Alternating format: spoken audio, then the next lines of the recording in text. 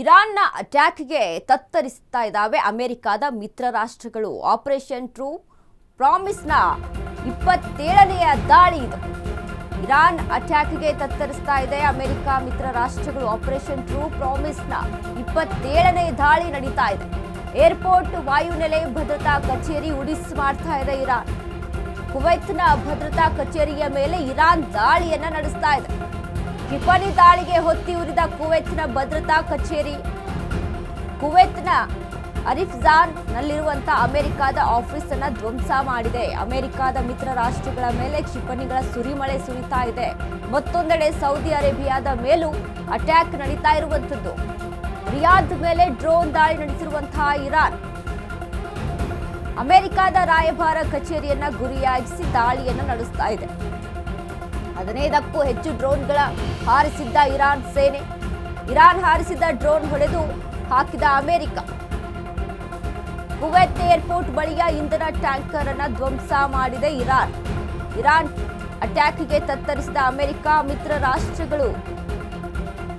Operation true ಪ್ರಾಮಿಸ್ನ 27ನೇ ದಾಳಿ ನಡೀತಾ ಇದೆ ನೋಡಿ. ನಿನ್ನೆ ಇಷ್ಟೇ ಗಮನಿಸಿದ್ವಿ ನಾವು. ಇರಾನ್ನ ಅಧ್ಯಕ್ಷ ಹೇಳ್ತಾರೆ, ಮಿತ್ರ ರಾಷ್ಟ್ರಗಳ ಮೇಲೆ ನಾವು ದಾಳಿಯನ್ನ ನಡೆಸಿದೀವಿ, ಅದಕ್ಕೆ ಕ್ಷಮೆಯನ್ನ ಕೇಳ್ತೀವಿ ಅಂತ. ಬಟ್ ಇದು ಕ್ಷಮೆ ಆದ ಬಳಿಕೂ ಸಹಿತ ಕಂಟಿನ್ಯೂ ಆಗ್ತಾ ಇದೆ ಅಲ್ವಾ? ಅಲ್ಲಿ ಮತ್ತೊಂದು ಮಾತನ್ನ ಹೇಳ್ತಾರೆ. ಕುವೈತ್ ಆಗಿರ್ಬೋದು, ಒಮನ್ ಆಗಿರ್ಬೋದು, ಬೇರೆ ಬೇರೆ ರಾಷ್ಟ್ರಗಳು, ಜೋರ್ಡಾನ್ ಆಗಿರ್ಬೋದು, ಅಲ್ಲಿಂದ ಅಮೆರಿಕದ ವಾಯುನೆಲೆಯಿಂದ, ಅಮೆರಿಕದ ಸೇನಾ ನೆಲೆಯಿಂದ ನಮ್ಮ ಮೇಲೆ ಅಟ್ಯಾಕ್ ಆದ್ರೆ ನಾವು ರಿಟರ್ನ್ ಆಗಿ ಅಟ್ಯಾಕ್ ಮಾಡ್ತೀವಿ. ಅಲ್ಲಿಂದ ನಮಗೆ ಯಾವುದೇ ರೀತಿಯಾದಂಥ ಅಟ್ಯಾಕ್ ಆಗಬಾರ್ದು. ಸೊ ಅಲ್ಲಿಂದ ಆಯಿತು, ಆ ಸೇನಾ ನೆಲೆಗಳಿಂದ ನಮಗೆ ಅಟ್ಯಾಕ್ ಆಯಿತು ಅಂತಂದ್ರೆ ನಾವು ಸಹಿತ ಅಲ್ಲಿ ಅಟ್ಯಾಕ್ ಮಾಡೋದು ಕನ್ಫರ್ಮ್ ಅನ್ನುವಂಥ ಮಾತನ್ನು ಒಂದು ಕಡೆ ಸಾರಿ ಕೇಳೋದ್ರ ಜೊತೆಗೆ ಇನ್ನೊಂದು ಕಡೆ ವಾರ್ನಿಂಗ್ ಅನ್ನ ಸಹಿತ ಕೊಡ್ತಾರೆ ಇರಾನ್ ಅಧ್ಯಕ್ಷ. ಬಟ್ ನಿನ್ನೆ ಹೇಳಿದಂಥದ್ದನ್ನ ನಾವು ಗಮನಿಸಬೇಕಾಗುತ್ತೆ. ನಿನ್ನೆ ಹೇಳ್ತಾರೆ, ಮಿತ್ರ ರಾಷ್ಟ್ರಗಳ ಮೇಲೆ ಅಟ್ಯಾಕ್ ನಡೆಸ್ತಾ ಇದೀವಿ, ಅದಕ್ಕೆ ಕ್ಷಮೆ ಇರಲಿ ಅಂತ ಕೇಳ್ತಾರೆ. ಬಟ್ ಇರಾನ್ ಅದನ್ನೇ ಕಂಟಿನ್ಯೂ ಮಾಡ್ತಾ ಇದೆ ಅಲ್ವಾ?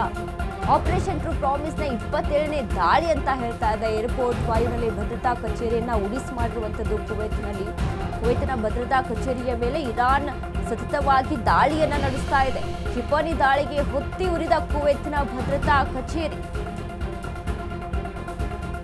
ನೋಡಿ, ಅಮೆರಿಕದ ಆಫೀಸ್ಗಳು ಎಲ್ಲೆಲ್ಲಿದ್ದಾವೆ, ಅಮೆರಿಕದ ಕಚೇರಿಗಳೆಲ್ಲಿದ್ದಾವೆ, ಅಮೆರಿಕದ ಕಟ್ಟಡಗಳು ಎಲ್ಲೆಲ್ಲಿದ್ದಾವೆ ಅನ್ನೋದನ್ನ ಪರಿಗಣಿಸಿಕೊಂಡು ಅಲ್ಲಿಯೇ ದಾಳಿ ನಡೆಸ್ತಾ ಇದೆ ಇರಾನ್. ಬಟ್ ಅಲ್ಲಿ ಅಮೆರಿಕದ ಕಟ್ಟಡಗಳ ಮೇಲೆ ದಾಳಿ ನಡೆಸ್ತಾ ಇದೆ ಅಂತ ಅಂದ್ರೆ ಅಲ್ಲಿ ಕುವೈತ್ನ ಅಲ್ಲಿರುವಂತಹ ನಾಗರಿಕರಿಗೆ ಯಾವುದೇ ರೀತಿಯಾದ ತೊಂದರೆ ಆಗೋದಿಲ್ಲ ಅಂತ ಹೇಗೆ ಪರಿಗಣಿಸಕ್ಕಾಗುತ್ತೆ? ಯಾಕಂದ್ರೆ ಸುತ್ತಮುತ್ತಲಿನ ಜನಗಳಾಗಿರ್ಬೋದು, ಅಲ್ಲಿಯೇ ಆ ಕಟ್ಟಡಗಳಲ್ಲೇ ವಾಸ ಮಾಡ್ತಾ ಇದ್ದಂಥ ಜನಗಳಾಗಿರ್ಬೋದು, ಅಲ್ಲಿ ಕುವೈತ್ನ ನಾಗರಿಕರಿಗೂ ಸಹಿತ ಅಲ್ಲಿ ಎಫೆಕ್ಟ್ ಆಗ್ತಾ ಇದೆ. ಇದರಿಂದ ತೊಂದರೆಯನ್ನ ಅನುಭವಿಸ್ತಾ ಇದ್ದಾರೆ.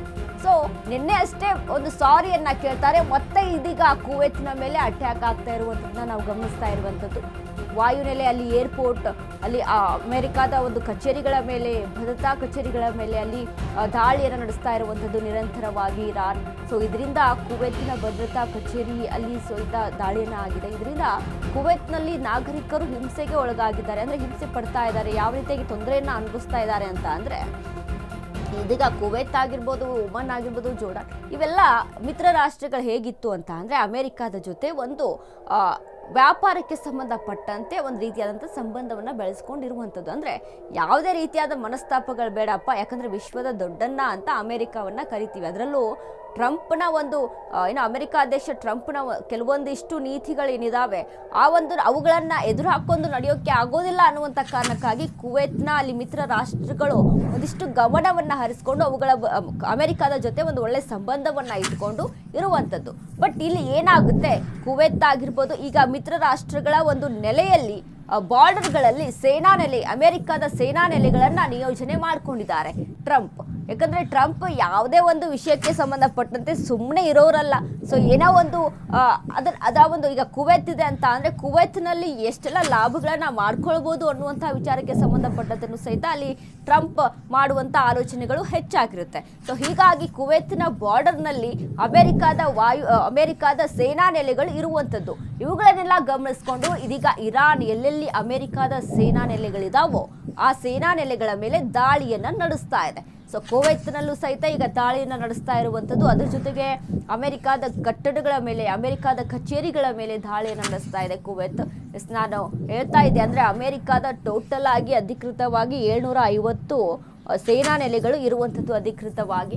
ಸೊ ಈ 150 ಸೇನಾ ನೆಲೆಗಳು ಎಲ್ಲೆಲ್ಲಿದ್ದಾವೆ, ಯಾವ್ಯಾವ ಪ್ರದೇಶದಲ್ಲಿದ್ದಾವೆ, ಯಾವ್ಯಾವ ರಾಷ್ಟ್ರದಲ್ಲಿದ್ದಾವೆ, ಇದನ್ನೆಲ್ಲವನ್ನ ಕೂಡ ಗಮನಿಸ್ಕೊಂಡು ಇರಾನ್ ದಾಳಿಯನ್ನು ನಡೆಸ್ತಾ ಇದೆ. ಬಟ್ ಇಲ್ಲಿ ಮೇನ್ ಆಗಿ ನಾವು ಗಮನಿಸ್ತಾ ಇದ್ವಿ ತೈಲ ಟ್ಯಾಂಕರ್ಗಳನ್ನ ಮೇಲೆ ಅಲ್ಲಿ ಟಾರ್ಗೆಟ್ ಅನ್ನ ಮಾಡಿ ಹೊಡಿತಾ ಇರುವಂಥದ್ದು. ಇದರಿಂದ ಹೇಳ್ತೀನಿ ನಾನು, ಆ ದೇಶಕ್ಕೆ ಮಾತ್ರವಲ್ಲ ನೆರೆಯ ದೇಶಗಳಿಗೂ ಸಹಿತ ಸಾಕಷ್ಟು ತೊಂದರೆ ಅನುಭವಿಸ್ಬೇಕಾಗುತ್ತೆ.